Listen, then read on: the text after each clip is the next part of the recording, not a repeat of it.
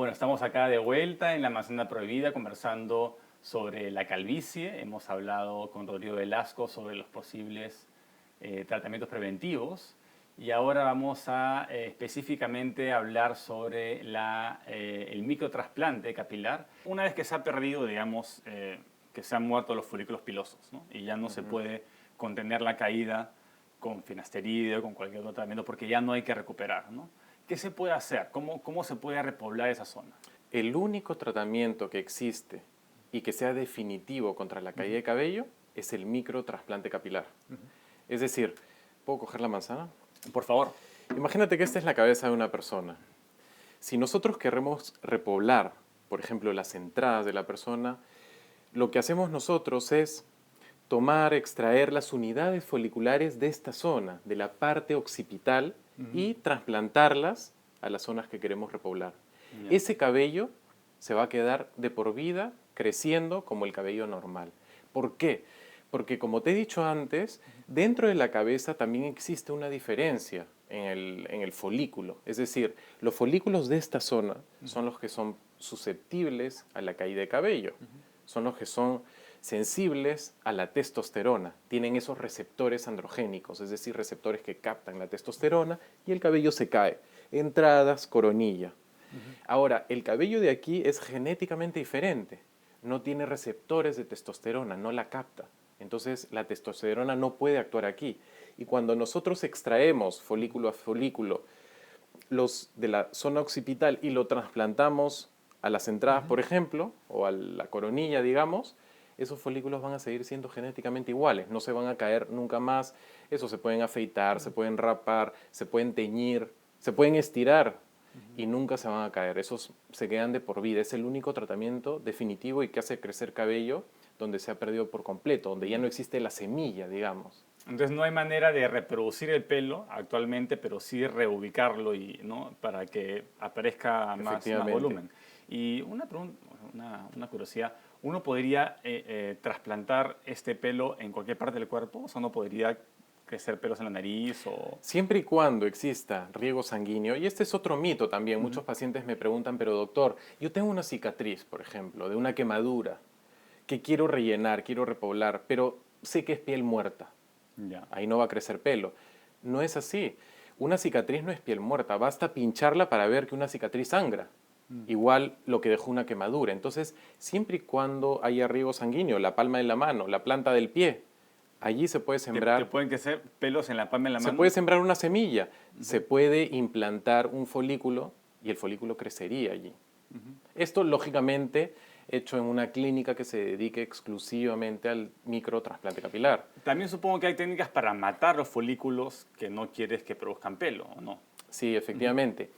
Y esto me hace entrar a un tema muy interesante sobre ciertos mitos que tienen muchos pacientes, por ejemplo, que nos buscan, que es que me dicen, por ejemplo, doctor, si me lavo el cabello con ciertos champús, se me puede caer el cabello. Si me lavo el cabello todos los días, puedo empezar a perder pelo.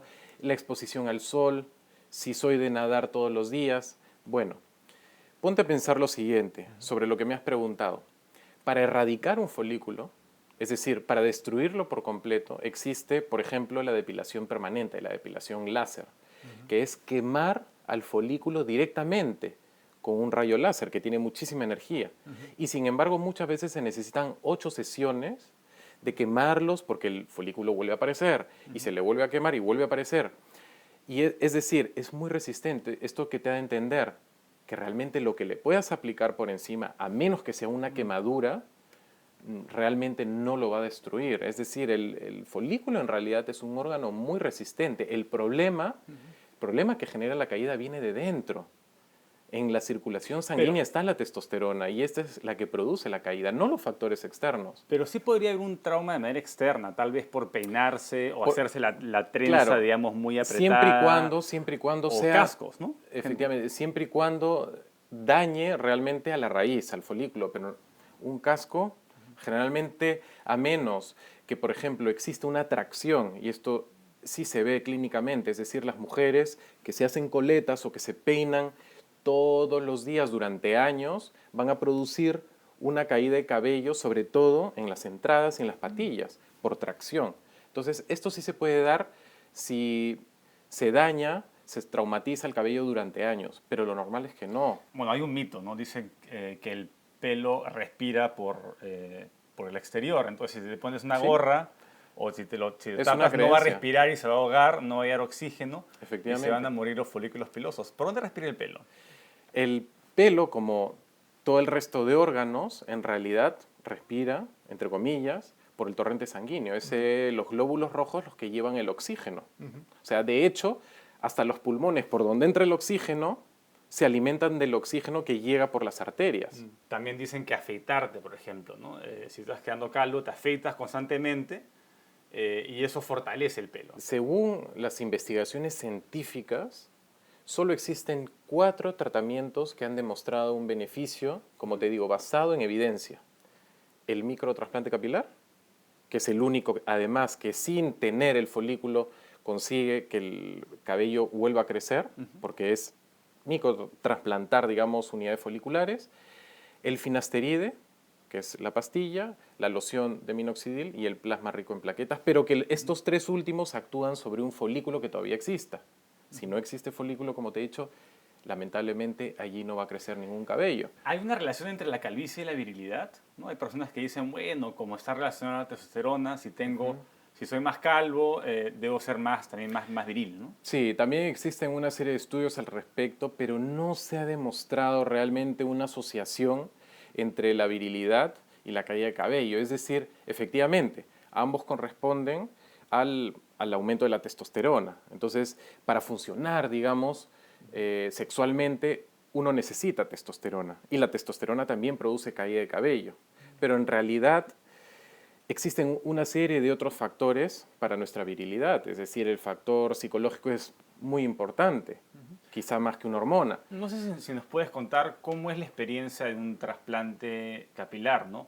Tal vez algunas personas pensarán que es un proceso traumático, ¿no? Sí, esos también O son otros engorroso, mitos. ¿no? Porque sacan pelo por pelo, ¿no? Porque antes me contabas que la técnica era, sacaban como una chuleta en la parte de acá atrás y ahí lo cortaban en pedazos ¿no? Pero ahora sacan pelo por pelo, ¿no? Y Digamos, el trauma es mínimo. existe un método para obtener las unidades foliculares de la parte posterior de la cabeza que se conoce como FUE, FUE, que viene de las siglas en inglés que quiere decir extracción individual de las unidades foliculares. Entonces es ir obteniendo cada unidad folicular, es como ir arrancando cada unidad folicular una por una, con lo que en realidad no dejamos ninguna cicatriz.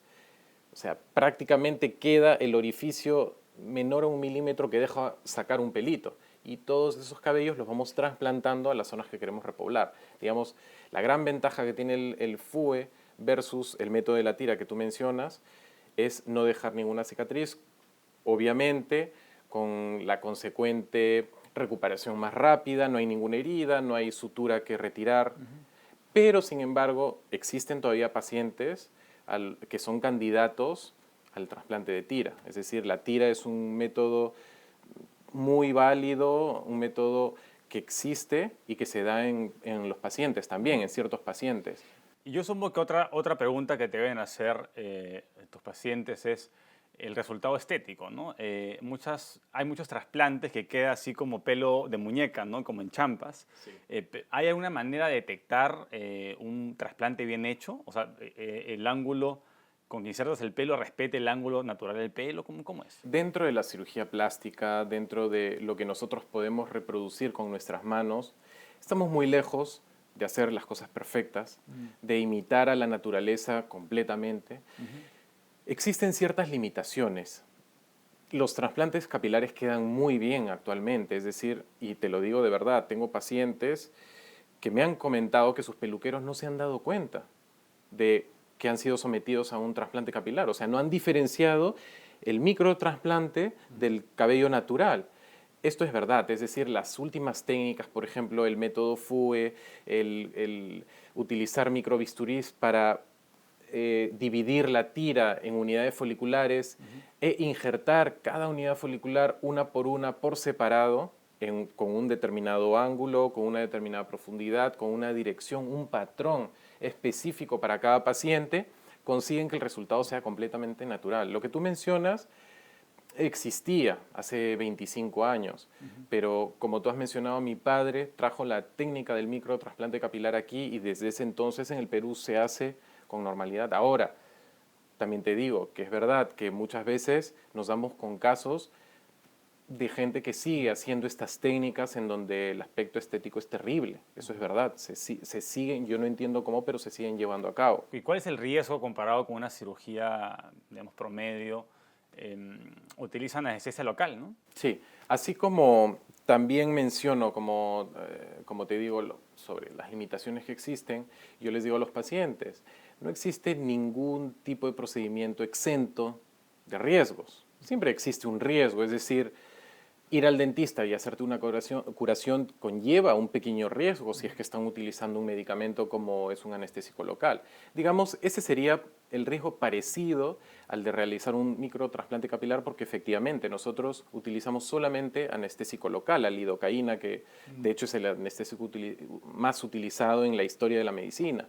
Entonces es más seguro que una operación de apéndice y equivalente a sacarse una muela, ¿o? Científicamente eso no se ha comparado, digamos, No. pero coloquialmente sí se puede decir que se trata de una cirugía con un riesgo bajo. Es decir, nunca hemos tenido ningún problema y realmente, primero, haciendo las cosas bien, y en esto hago hincapié, porque uno debería fijarse, primero, que el profesional sea un experto, digamos, un especialista, un cirujano, y más aún si está refrendado por alguna sociedad, por ejemplo, la Sociedad Internacional de Cirugía de Cuero Cabelludo, que es la sociedad más importante en cirugía capilar. Rodrigo, también hay bastantes mitos en torno a la seborrea. Piensan que genera calvicie, ¿no? Primero, ¿qué cosa es la seborrea? Y segundo, ¿está relacionado a la calvicie? Bueno, el sebo es la grasa del cabello. Entonces, existen una serie de glándulas sebáceas que producen esa grasa y esa grasa, cuando se produce en mayor medida, se conoce como seborrea. Lo que ocurre es lo siguiente, y que es muy interesante. Tanto la seborrea como la caída de cabello se producen por la misma causa, que es el aumento de la acción de la testosterona.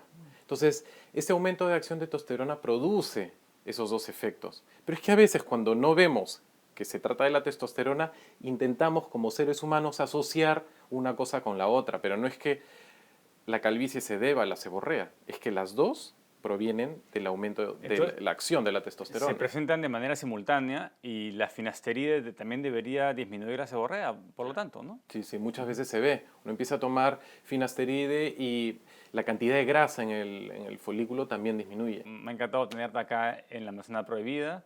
Espero que nos puedas volver a visitar. No sé si tienes alguna página web, algún medio en que te puedan contactar. Bueno, sí, la página web se llama clinicamicrocirugíacapilar.com. Muchas gracias, Rodrigo, por haber venido. A ti, muchas gracias. Esta fue una edición más de La Manzana Prohibida y los invito a seguirnos en la siguiente edición.